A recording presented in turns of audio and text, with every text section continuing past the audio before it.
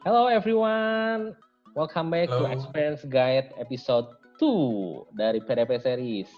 Ya, kembali lagi bersama saya dan Pak Profesor di series Prof. Dijawab please. Aduh, sendirian doang, Ben. Ngomongin dulu sendiri ya. Garing gue. Yang lain Anyway, gak naik gimana tuh? Yang lain gak ada yang lulus? sekarang kita bahas ini tentang squad price poin dan formasi yang waktu itu di awal di beginner kita sempat ngomong ya ada structure squad. Nah, itu harus seperti apa dan formasi-formasi yang biasa dipakai oleh manajer itu kan ada beberapa tuh 3-4-3, 3-5-2, 4-4-2. Nah, yang baik atau yang cocok sama style main kita seperti apa sih? Itu kan style main kita berbeda-beda. Oke, lanjut aja langsung Prof. Oke sip, thank you. Jadi sekarang kita bakal bahas tentang price points. Buat yang main Twitter pasti tahu akhir-akhir ini lagi banyak yang ngomong, bahkan Fantasy Football Squad aja bikin satu video khusus untuk membahas price points ini gitu ya. Dan formasi. Sebenarnya ini udah benar-benar buat experience sih, karena waktu pertama kali gue main FPL dulu sih, tahun pertama tahun kedua ya. Ya, Formasi gue pikir ini kan FPL gitu, ini bukan taktik nyata sepak bola gitu. Kalau ini taktik nyata sepak bola, gak akan back gue kayak Robertson Doherty gitu. Gue pasti punya center back gitu ya. Gak mungkin gue main 3 back 3 tim gitu. Tapi ya ternyata setelah kita main 2 tahun 3 tahun nanti akan ngerasa oke, formasi ini hal yang penting gitu. Kenapa penting? Nah, biasa terutama Evans ya yang kita sering tahu mengalami masalah-masalah ini ya. Karena dia suka curhat, Ya, ini adalah masalah-masalah umum yang orang-orang suka temuin nih. Buat orang yang baru main 2 tahun 3 tahun gitu. Yang pertama, aduh, kenapa ya kiper cadangan gue punya lebih gede daripada poin utama? Ini Evan tuh terus ditukar, nextnya ditukar. 6 kali lah kayak gitu ya. Oh, kok sekarang gantian gitu ya? Iya. Nah, terus yang berikutnya, aduh, siapa ya harus gue cadangin ya? Pemain gue bagus-bagus semua nih fixernya nih. Tapi bench boost udah dipakai atau mau gue pakai di akhir musim gitu. Ujung-ujungnya salah aja, yang cadangannya lebih bagus, yang intinya lebih jelek gitu ya. Terus yang berikutnya, wah gue pengen beli si X nih. Tapi kok buat dapet si X nih susah banget ya, gue harus transfer out ini, transfer ini nih. Ujungnya minus 8 cuma demi satu pemain gitu ya. Nah, kenapa sih ini bisa terjadi? Sebenarnya jawabannya gampang, price points timnya itu kurang merata. Nah, apa itu price points? Jadi price points ini kurang lebih adalah cara kita mendistribusikan uang 100 juta yang dikasih sama FPL ini modal ke 15 pemain. Gitu, jadi kira-kira gimana gitu ya, masing-masing pemain. Nah, untuk kita belajar cara mendistribusikan pemain, kita akan bahas dulu 2 posisi yang sebenarnya paling gampang buat dipikirin uangnya. Yaitu satu adalah kiper, satu lagi adalah pemain yang bakal di bench terus-terusan atau kita sebut third bench gitu ya. Kan udah sempat ada di kita intermediate kapan lah gitu ya. Nah, kita bahas kiper dulu. Berapa sih budget yang kita bakal sediain buat kipernya? Nggak ada, lagi-lagi nggak ada yang benar, nggak ada yang salah ya. Kalau kalian tiba-tiba pengen tiba-tiba Oblak ke Chelsea terus Oblak harganya 8 kalian beli ya it's okay. Berarti itu bakal salah juga ya. Cuma yang gue lihat di sini adalah gini. Poin kiper itu sebenarnya potensinya paling rendah dibanding semua posisi. Makanya harga kiper itu paling murah. Kita bisa lihat di sini ya. Ini datanya dari yang 2019-2020 ya? 2019-2020 akhir musim. Dari masing-masing posisi, siapa sih top skor masing-masing posisi? Jadi top skornya itu adalah Pope, TAA, KDB, sama Vardy. Oke. Ini poinnya. Nah, kalau kita lihat di sini ya memang lebih kecil ya 70 poin ya. Ceiling, poin ceiling ya. Kita udah ada video tentang poin ceiling kan ya? Ya, tentang poin ceiling. Kemungkinan poin terbesar kiper tuh memang paling kecil gitu. Ini 170 tuh kalau ke defense mungkin 5 besar juga nggak masuk kayaknya, kan masih ada Doherty, Robertson, Van Dijk kawan. Ya. Nah, terus yang berikutnya adalah kalau kiper dari tim papan bawah fixture-nya susah, bukan berarti poinnya pasti kecil sih, nggak gitu ya. Ada impact 2 arah gitu ya. Kalau dia nggak diserang-serang dapat clean sheet tapi nggak dapat save point. Kalau dia diserang terus, wah clean sheet-nya susah tapi kan save point-nya betul bisa banyak gitu ya. Jadi sebenarnya buat kiper ya nggak masalah juga. Nah, terus yang mau gue kasih lagi di sini adalah ada matrix sederhana sih sebenarnya. Poin per million, artinya total poin dia di akhir musim dibagi sama harga dia di akhir musim. Apa yang bisa kita dapat dari sana? Itu adalah kurang lebih return invest kita. Contoh nih, kalau POP 170 poin per 5,2, keluar 32,69, berarti setiap 1 juta uang fantasi yang gue taruh di POP nih, dia bisa balikin gue 32 poin per 1 juta pound sterling di game FPL gitu. Nah, di sini di tabel atas nih gue hitung poin per million buat top score masing-masing posisi. Yang kita lihat menarik di sini adalah ternyata makin depan invest kita tuh makin kecil untungnya, betul ya? Nah, tapi balik lagi, makin depan poin return-nya makin mungkin gede, betul ya? Kan kalau gelandang hat-trick poinnya gede banget tuh, bisa 20 lebih. Ya. Kalau kiper mau 20 lebih mah, wah tuh. Susah banget, harus dua kali penalti, clean sheet. 2 kali penalti, tahan, clean sheet, terus bikin gol juga kali atau gimana gitu kan. Kemungkinan lebih kecil ya. Tapi sebenarnya invest yang paling untung tuh yang kiper, cuma untungnya nggak gede, tapi hampir pasti untung. Gitu. Nah ini kalau gue bandingin sama yang tabel bawahnya nih, tabel bawahnya apa sih?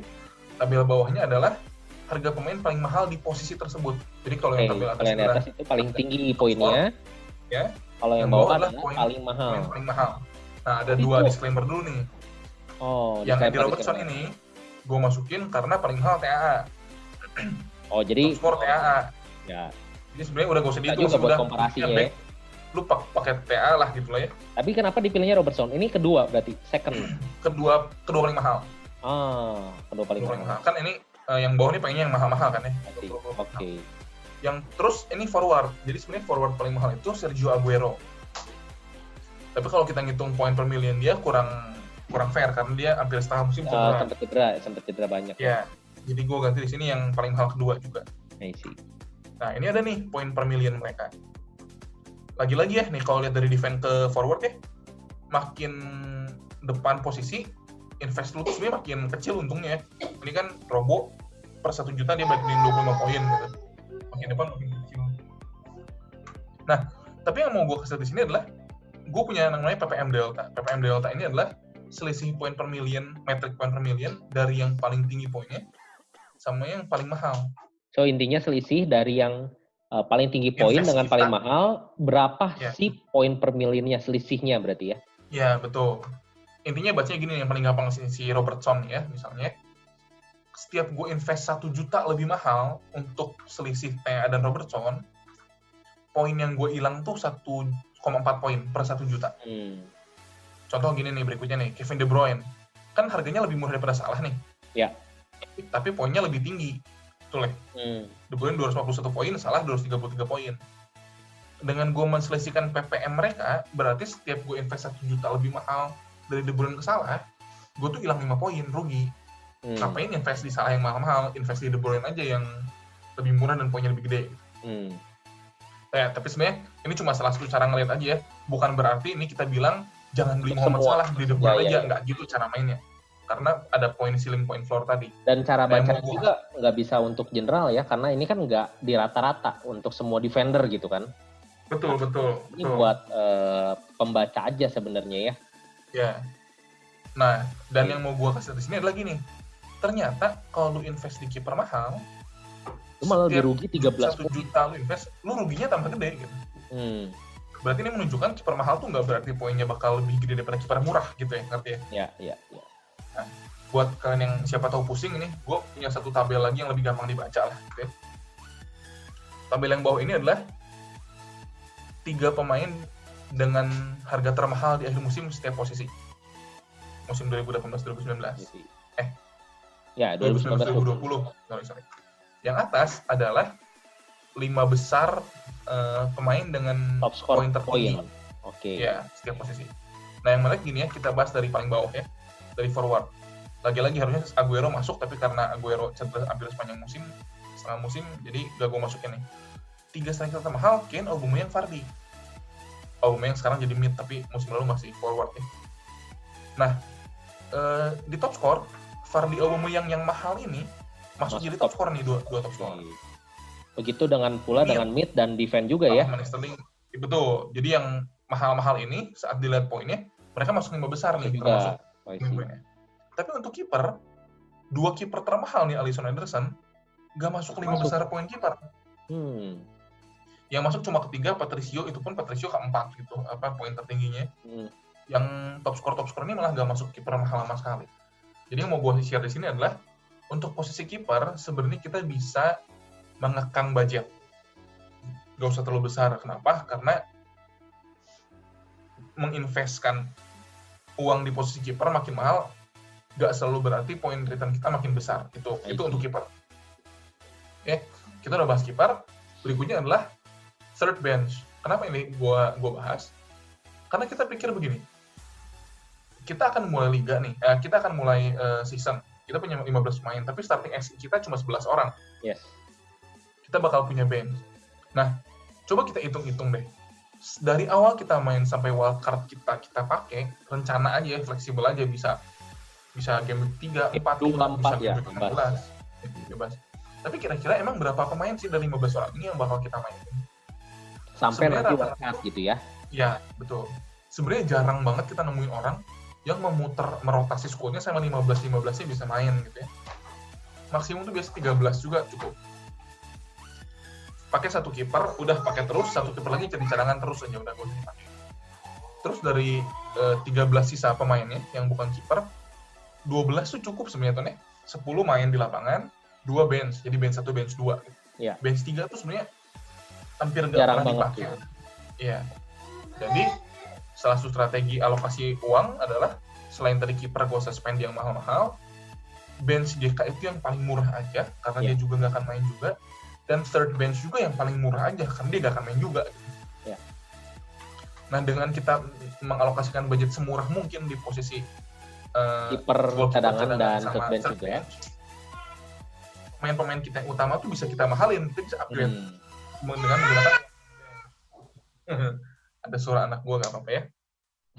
Nah, udah gitu, yang perlu kita perhatiin juga di sini adalah third bench-nya ini posisinya apa. Jadi kalau third bench ini posisinya bench paling murah tuh ada yang harganya 4. Ya. Tapi kalau bench paling murah kita mau mid atau forward, striker, nggak bisa third bench kita. 4,5 batasnya. Ya, betul. Nah, buat third bench ini ya, kalau mereka main bagus banget. Kalau nggak main ya udahlah, toh nggak kita pakai juga. Nah, contoh-contoh goalkeeper atau bench options yang buat musim 2020 itu kayak begini ya. Bench kiper cadangan lu ini aja, Neyland, Steer, Button. Neyland ini agak populer karena mungkin dia main ya kan di Aston Villa, kita masih cedera, terus Reina balik ke Milan. Setelah restart, Neyland jadi main daripada Reina. Ya. Dan sekarang Reina kan balik ke AC Milan, tahun itu kan pinjaman. Kita masih cedera. Atau kalau Button ini terkenal karena banyak yang pakai Ryan. Pertamanya Ryan. Kalau Ryan yang cedera pun kan Button langsung masuk. Nah terus kalau buat posisi lain ini nih, pemain-pemain gue list yang mungkin main tapi kemungkinan returnnya kecil. Ya kita bilang enabler lah ya. Enabler ya, ini kan Michael Williams ya siapa tahu cadangan gitu ya. Untuk yang lainnya ada kemungkinan main nih.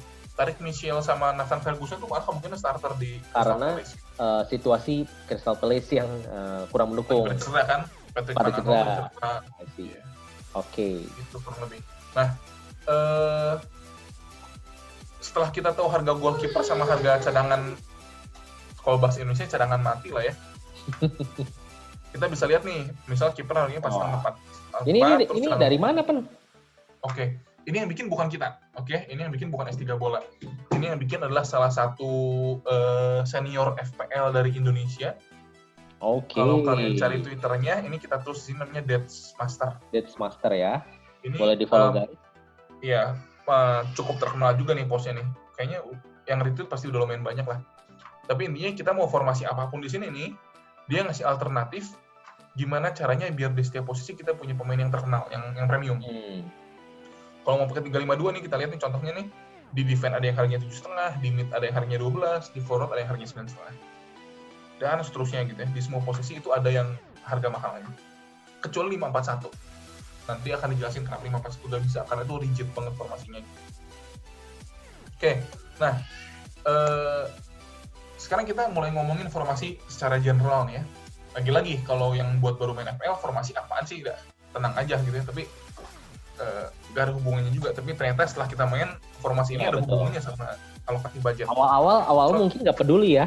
Awal mungkin nggak peduli formasi apa. Awal Gitu. tuh gak peduli banget ya. Yang penting Buat pokoknya ada 5 pemain gelandang, ini di tim gak gua. punya gelandang bertahan katanya. 5 gelandang, gelandang serang semua. Di asli kalah itu tim pasti kan. Tapi ya setelah main FPL lama-lama ternyata ada gunanya gitu. Nah contoh nih, gue mau bahas contoh formasi 352 nih. Ini tuh formasi yang cukup terkenal di akhir musim 2019-2020. Ya. Banyak yang bilang power midfield gitu ya. Midfieldnya tuh Bruno, Sterling, KDB, Salah, ngeri lah gitu. Sebenarnya formasi 352 ini memang attack-nya jadi keren banget sih kalau kata gue. Kalau formasi 352 nih gelandangnya menjanjikan semua. Tapi setiap formasi itu ada kelemahannya. Contoh yang kelemahan yang gue bilang, misalnya kalau pakai 352, maka salah satu bench mati lo itu harganya 4,5. Karena kan ada satu slot striker di sana ya. Jadi lo nggak bisa naruh yang harganya 4. Satu. Kedua, di FPL posisi yang paling mahal itu adalah posisi gelandang, betul ya? Pemain yang paling banyak adalah gelandang dan yang paling mahal harganya adalah gelandang. Jadi kalau kita pakai 5 gelandang, logikanya nih, uang kita tuh habis cukup banyak di gelandang. Sedangkan kita pengen punya Trent Alexander-Arnold atau Robertson di back. Sedangkan kita pengen punya Timo Werner atau Anthony Martial di striker. Hal itu akan menyebabkan kiper kita maksimum 4,5 dan 4 harganya. Susah banget untuk pakai 352 dengan pemain-pemain yang proper gitu ya. Ya lu kalau 352, kalau duanya siapa? Chris Wood sama Antonio, ya lu bisa kiperin mahal, tapi yang ngapain pakai 352 gitu ya kalau sayang premium. Sayang. Jadi kalau pakai 352 dengan kurang lebih spread budget yang merata di semua posisi ini, kiper lu tuh susah banget naik karena uangnya udah habis di gelandang banyak. Terus budget defender spot juga susah lah, lu mau pakai 352 tapi 3 back lu tuh TAA, Van Dijk, Doherty gitu, itu susah. Musim lalu bisa, kenapa? Karena musim lalu harga Bruno waktu awal masuk FPL 8. Dan harga Doherty juga nggak langsung tinggi waktu awal. Harga Doherty 6, awal-awal 6, tapi sempat turun. Terus dari TAA juga kan 7. Nggak 7,5 juga, awal 7 juga gitu. Jadi lu bisa. Kalau kayak sekarang musim 2020-2021, lu mau gelandang Bruno, back TAA, Doherty, susah banget ini. Jadi kalau mau pakai 352, paling satu antara TAA, Doherty, Van Dijk, Robertson gitu. Sisanya harus yang 5,5 sama 5 mungkin ya. Iya, kayak gitu. Kalau 352. Kalau 343 si Tony nih yang awal-awal main FPL sering pakai, gimana Tony? Ya sebenarnya 343 itu kenapa gue sering pakai karena dulu forward itu menjanjikan banget. Ada Kane, ada Aguero gitu ya. Ada Auba dan di mana itu bisa rotate. Nah, sebenarnya memang paling enak kalau misalnya dipakai 343 itu adalah kalau forwardnya memang lu bisa rotate. Jadi lu ganti aja kayak contohnya sebenarnya musim ini sih. Musim ini enak banget buat 343. Kenapa? Lu punya satu Timo Werner. Saat Timo Werner itu nggak ngasilin, lu bisa rotate kemanapun. Karena betul. Harganya 9,5 ya. Atau kita balik, lu punyanya Ings ternyata nggak ngasilin, lu mau rotate up-nya paling cuma 1, maksimum 2. Itu pun 2 tuh paling mahal, bener nggak sih? Kane sama Aguero kan. Dan mau yang ke lain enak banget rotate-nya. Nah, 343 itu sebenarnya value banget buat di depan. Dan satu lagi Ton, musim ini tuh harga striker diturunin banget sama FPL. Betul. Dari yang awalnya di tahun lalu itu 12, Auba gitu ya. Sekarang paling tinggi 10,5. 10,5. Jadi sebenarnya kalau tadi kita pakai metrik yang points per million, bakal naik. Sekarang jadi setiap naik kita banget. invest 1 juta. Betul. Nah, terus. Cuman memang kelemahannya adalah kita nggak bisa banyak-banyak tuh mid. Sebenarnya 2 premium itu udah bagus banget. Biasanya 1 premium mid, satunya lagi mid. Middle lah, kayak 8 atau 9. Nah, terus benar-benar nggak fleksibel. Karena uangnya habis di striker ya? Betul, karena nggak, ya 3 striker masa lu pakai yang 6-6-6 kan nggak mungkin ya. Biasanya yang 3 striker terus siapa? Dimi, Antonio. 10-8-6 aja udah 24 kan gitu. Ya. Dan nggak fleksibel banget buat berubah. Kenapa? Karena dengan 3-4-3 yang tadi third bench-nya itu pasti 4,5 di mid. Sisanya buat back, lu juga pasti akan memprioritaskan untuk middle lu lebih premium daripada di back lu. Karena ya otomatis lu pakai 3 back ngapain juga lu ngincer banyak clean sheet karena cuma 3 back doang kan. pasti cuma satu doang, kayak misalnya TAA atau Robertson itu udah 7. Sisanya pasti mungkin cuma 5 atau 5,5. Dan sisanya pasti yang third bench dan fourth, kalau kita bisa bilang fourth and five defender itu pasti 4 biasanya. Nah, saat tiba-tiba lu mau ganti, ada yang back gacor, lu mau nggak mau lu harus jual si premium forward dan berubah menjadi 352 atau 442 jadinya. Nah, itu kan butuh dua hit. Jual satu forward sama beli satu lagi kan gitu. Itu agak susah. Dan sayang juga ya, jual forward tuh kan, aduh kalau forwardnya lagi bagus juga. Betul, Jual itu juga. susah banget. Jadi ya agak nggak fleksibel sih sebenarnya. Oke. Nah, 451, 442 kayaknya lebih enak langsung kita contoh nih, contoh ya. Karena sebenarnya banyak banget di awal 2020 ini, kan orang-orang bikin draft tuh, wah gila dari kemarin tuh, fixer belum keluar, semua orang udah bikin draft. Begitu fixer keluar, begitu fixer udah keluar, rest in peace lah semua draft yang sebelumnya tuh buang semua gitu. Tapi ini contoh nih. Ini kelihatannya bagus banget, tapi entah kenapa kalau menurut gue, nanti kita dengar juga pendapat lu. Tapi kalau pendapat gue, ini tuh FPL trap banget, ini tuh jebakan FPL banget nih. Sebenarnya dengan alokasi 100 juta, lu tuh bisa bikin tim kayak gini. Setelah gue coba-coba ya, lu bisa punya tim. Coba kalau kita gak lihat ya, ini cuma denger dong ya. Dengan uang di FPL 100 juta, kita bisa punya tim dengan gelandang Salah, Fernandes, De Bruyne, Sterling, dan Saint-Maximin. Tapi backnya masih punya TAA. Terdengar menjanjikan banget kan itu nih. Terus 11-11-nya bakal main nih, Ryan, Taylor, Walker-Peters, Vinagre, sama Chris Wood. Tapi kalau gue lihat lagi ya, ini semacam jebakan Batman sih kalau kata gue. Karena tim ini tuh rigid banget ya. Tim ini tuh... Ya. Sekarang misal season mulai, Werner di Chelsea bagus nih. Harganya 9,5. Gimana cara lu beli Werner? Ngomong-ngomong, ini bisa kepake dengan 100 juta plus cadangannya ya. Jadi bukan 100 juta cuma starting 11 doang. Ini benar-benar bisa kalian beli. Cari cadangan yang murah, ini intikalnya bisa menjanjikan ini lini tengahnya. Tapi kalau misalnya tiba-tiba Werner bagus itu 9,5 gitu ya. Gimana cara beli Werner pakai ini tuh ya? Lu jual Chris Wood harganya 6,5. Pilihan lu cuma 2. Butuh 3 nih. Pilihan lu cuma 2. Turunin TAA jadi back 4,5. Ya, gua sih agak berat ya turunin TAA jadi back 4,5. Atau lu jual gelandang lu sama satu nih. Lu harus dan gak bisa Saint-Maximin karena kalau jual Saint-Maximin kan harganya murah ya. Lu harus jual salah satu dari Salah, Fernandes, De Bruyne, Sterling. Ini tuh pilihan berat sih kalau kata gue. Itu satu udah fleksibel. 2 yang gue gak suka adalah tiap minggu gue akan salah pilih kapten. Itu pasti terjadi kalau tim gue kayak begini ya. Feeling gue mau kaptenin Salah. Pasti ya karena gue gak jago gitu ya. Fernandes yang bagus. Minggu depan gue kaptenin Fernandes, Sterling yang bagus. Gue juga gak mau ya punya masalah pemilihan kapten tiap minggu juga cuma jadi pusing gitu ya.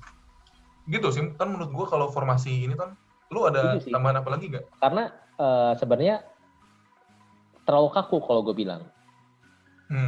Terlalu kaku. Kakunya di mana? Kakunya gini, kalau lu lihat itu dari 4 back, 3 back itu nilainya cuma 4,5. Betul.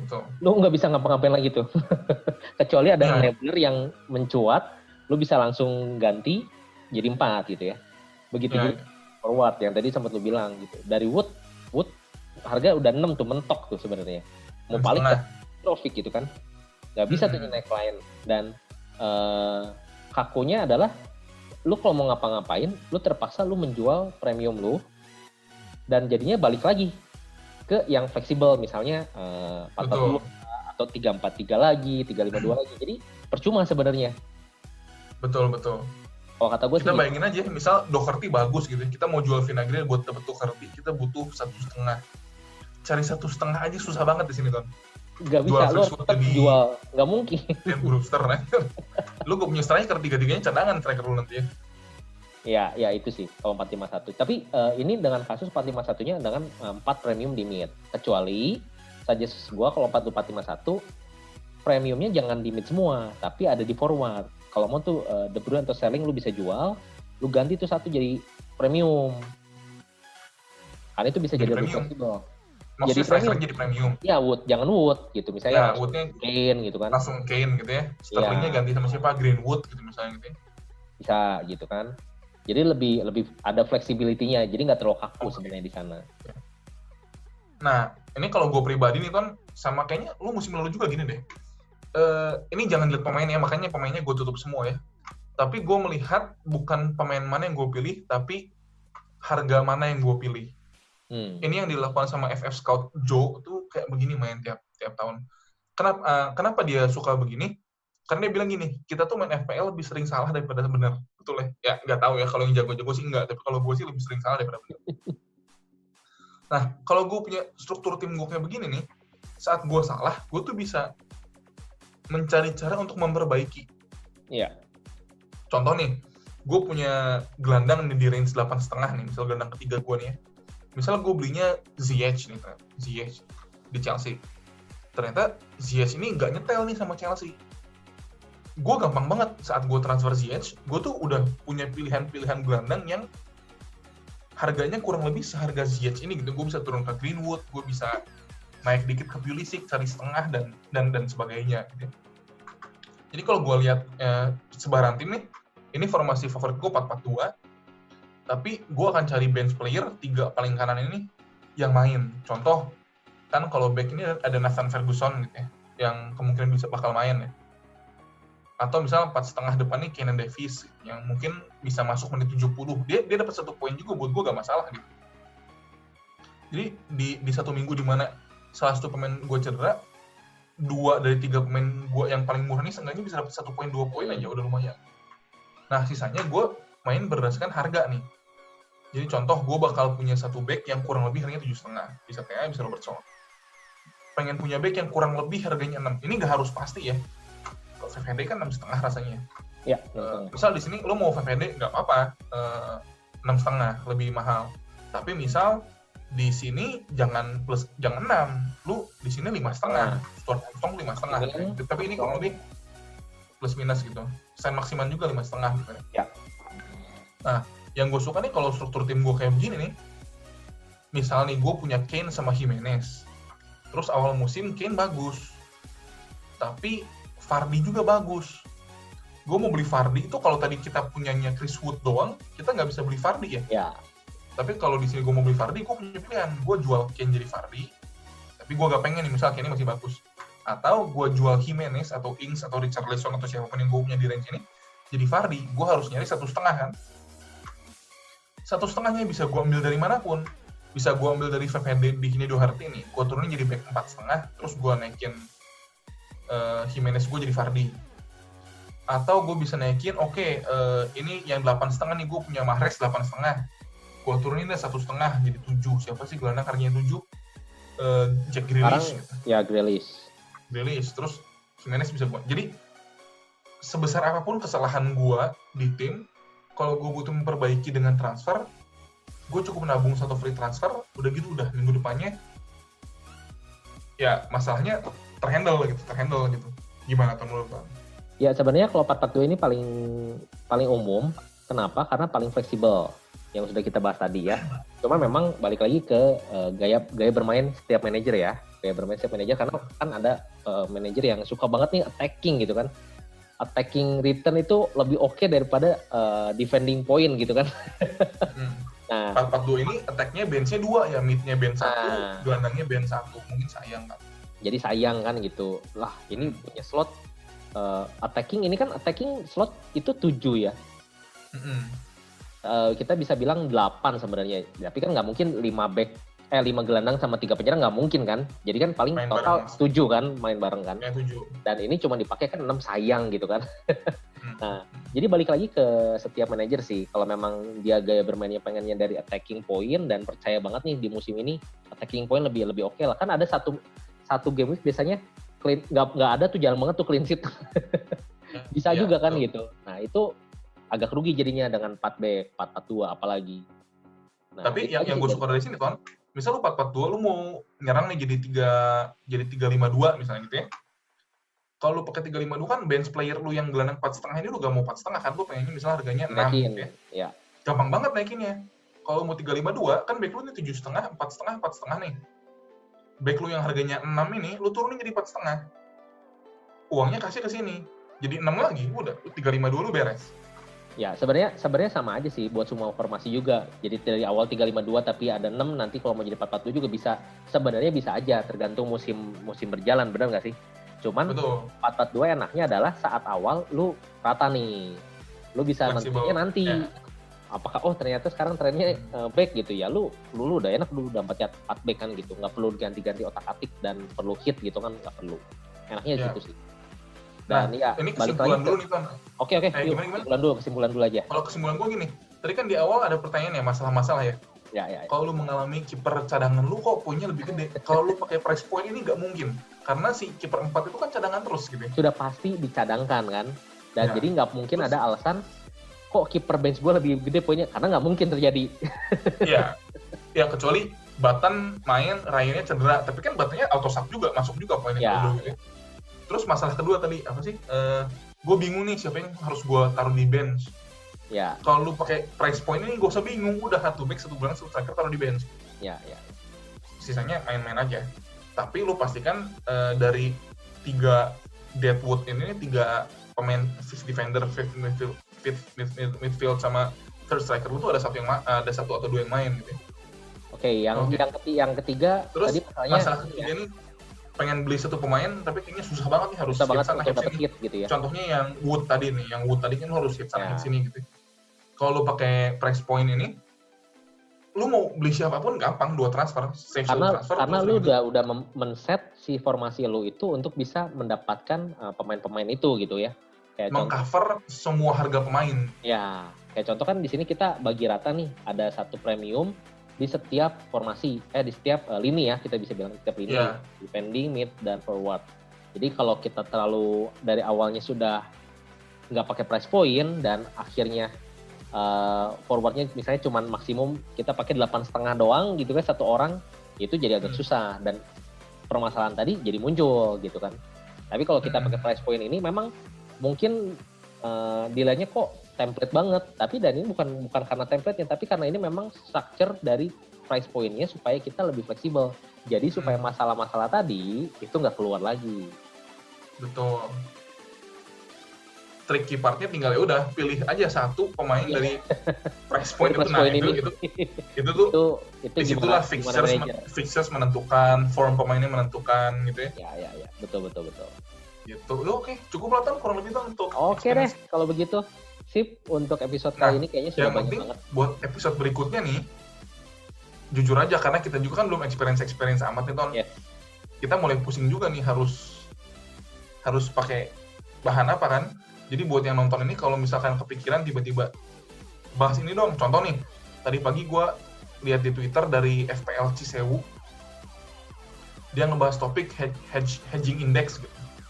Nah, itu kan jadi masukan buat kita juga nih. Gue sih gak pernah dengan hedging index sebelum tadi pagi lihat ya, Twitter. Ya, gue juga belum pernah sih. Ya, mungkin nanti bisa jadi bahan mungkin bisa kita bahas dulu, kita coba cari dan kita coba diskusikan dan jadikan series ya. Ya, tentu dengan izin dari yang punyanya, disclaimer juga gitu, kita akan selalu taruh source-nya. Nah, tapi menurut gue untuk sampai pre-season, mungkin baru ini sih, kalau ada bahan lain pun, bahan lain itu baru akan bisa dipakai setelah season berjalan ya. Jadi mungkin PDP series untuk level experience ini, semoga masih bisa ada yang berikutnya sebelum pre-season, tapi kalau udah gak ada, ya nanti ditunggu aja. Lanjut aja gitu. Alright, Okay. And that's it guys. Thank you udah mendukung kami semua di S3 Bola ini. Dan kita berharap semua staff dari teman-teman manajer semua bagus-bagus di FPL musim 2020-2021. Oke. Have fun untuk drafting tim karena sudah dibuka, fixture sudah ada, dan jangan pernah bilang ini tim gue gak akan ganti lagi sampai bisa karena pasti bakal tetap ganti.